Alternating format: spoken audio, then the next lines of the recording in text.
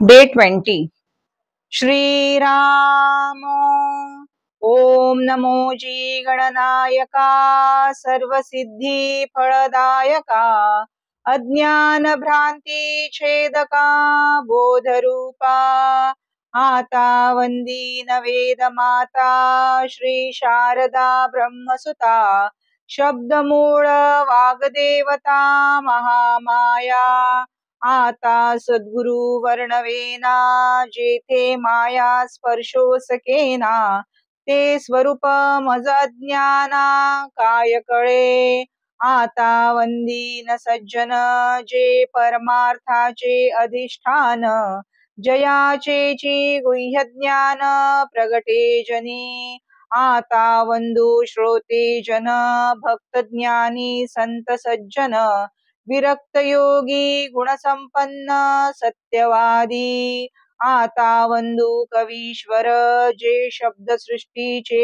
ईश्वर ना तरी हे परमेश्वर वेदावतारी आता वंदू सकळ सभा जये सभेसी मुक्ती सुलभा जेणे स्वये जगदीश उभा तिष्ठतु भरे आता स्तौ हा परमार्थ जो साधकांचा निज स्वार्थ ना तरी समर्थामध्ये समर्थ योग हा धन्य धन्य हा नरदेहो येथील अपूर्वता पाहो जो जो की जे परमार्थ लाहो तो पावे सिद्धी ते जय जय रघुवीर समर्थ।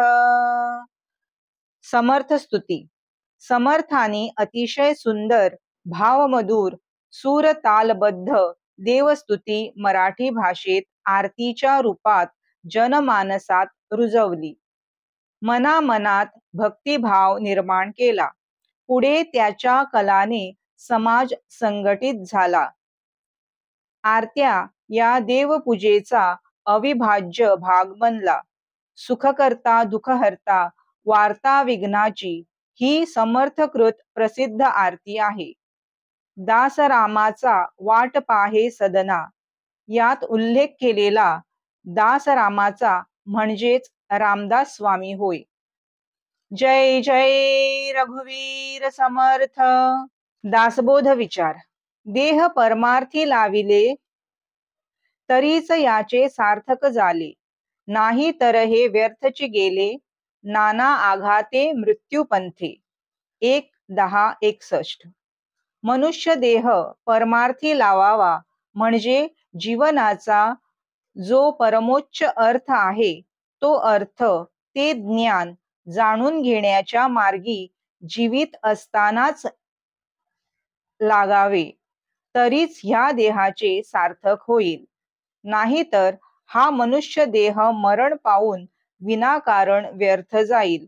पुढे परत परत जन्म मृत्यूच्या फेऱ्यांचा आघात सहन करावा लागेल, असा सावधानतेचा इशारा समर्थांनी दिलेला आहे।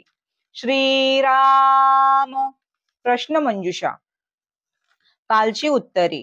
समर्थांनी ईशस्तुतीपर आरती ही रचना केली। मनुष्य देह आपल्या एकट्याचाच आहे असा समज मनुष्याला मूर्ख ठरवतो। श्रीमद भगवद्गीतेतील विभूती योगाचे ज्ञान 10व्या अध्यायात सांगितले आहे। आजचे प्रश्न। समर्थकृत प्रसिद्ध आरती कोणती? मनुष्य देह कोठे लावावा? श्रीमद भगवद्गीतेत कोणत्या अध्यायात विश्वरूप दर्शन योग प्रदर्शित केला आहे? शुका सारिखे पूर्ण वैराग्य जाचे वशिष्ठा परिज्ञान योगेश्वराचे कवी वाल्मिका सारिखा मान्य ऐसा नमस्कार माझा सद्गुरु रामदासा।